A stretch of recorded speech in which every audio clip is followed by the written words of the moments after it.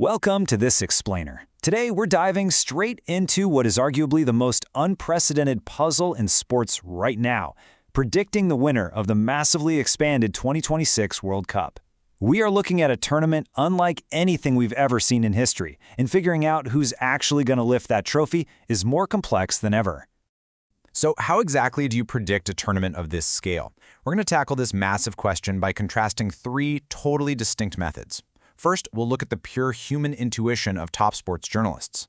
Then, the cold calculations of betting market simulations. And finally, the heavy, advanced academic mathematics from a published data science paper.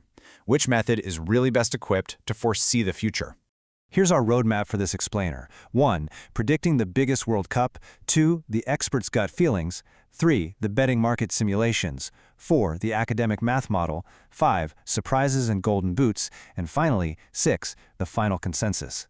Section 1. Predicting the biggest World Cup. To really wrap our heads around the sheer scale we're dealing with this year, just look at this number, 104. That's the staggering amount of matches in the 2026 tournament. With the field expanding from 32 teams up to 48, it introduces a brand new round of 32. Navigating this new bracket? It's an absolute gauntlet. Predicting a winner isn't just about picking the best team anymore. It's about mapping out a sprawling, exhausting marathon. Moving along to Section 2, the experts' gut feelings. First up, we're looking at how the sports journalists at The Guardian tackle this, and man, they lean heavily into the poetry and romance of the beautiful game. When reading their predictions, you see them factoring in all these incredibly human elements, stuff like the stultifying conditions of playing at high altitudes or in the heat, and the defiant joy of the fans. They're looking at the emotional and environmental context that spreadsheets just completely miss. Relying purely on those gut feelings and narrative momentum, their consensus points straight toward the traditional powerhouses. We're talking predicted finals like Spain against Portugal, maybe a rematch between France and Argentina, or even England taking on France. The journalists are putting a massive amount of trust in Spain's technical identity and the sheer, unmatched depth of talent in the French squad. They're looking at who is playing the best football right now and trusting their eyes. Next up, Section 3, the betting market simulations. All right, now we're going to pivot entirely away from human vibes and step directly into the cold, hard world of statistical probability. We're pulling from the betting market here, specifically Nick Giffin's daily tournament simulations for the Action Network. This isn't about romance, folks. This is thousands of computer simulations calculating the exact statistical likelihood of a team advancing through that massive 104-match bracket. And the data-driven favorites are incredibly clear. Just look at these numbers. Argentina is leading the pack with a 16% chance to lift the trophy, and an absolutely wild 70.3% chance just to reach the quarterfinals.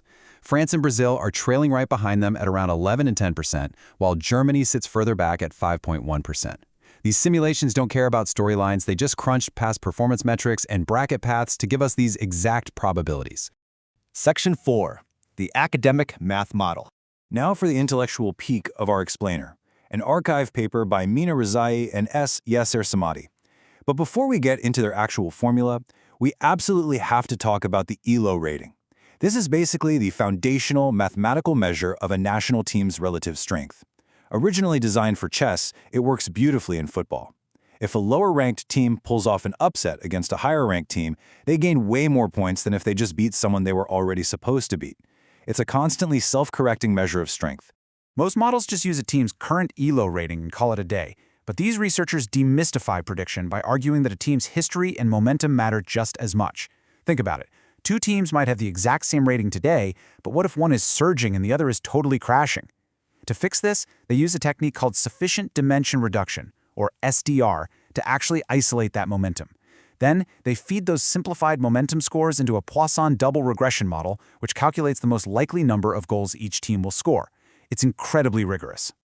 And here's the crucial point. This isn't just theoretical math. The researchers actually back-tested this complex model against the 2018 and 2022 World Cups. The results? It completely outperformed standard methods, time series forecasting, and even heavy-duty machine learning baselines like XGBoost. They definitively prove that a short history of recent ELO differences captures predictive magic that current rankings completely miss. Moving to Section 5, Surprises and Golden Boots. This is where the clash between man and machine gets really fun. Let's talk dark horses.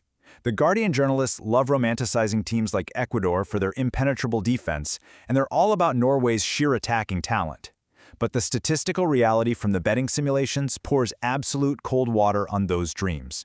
The Action Network model gives Ecuador a measly 0.1% chance to win it all, and Norway sits at just 1.7%.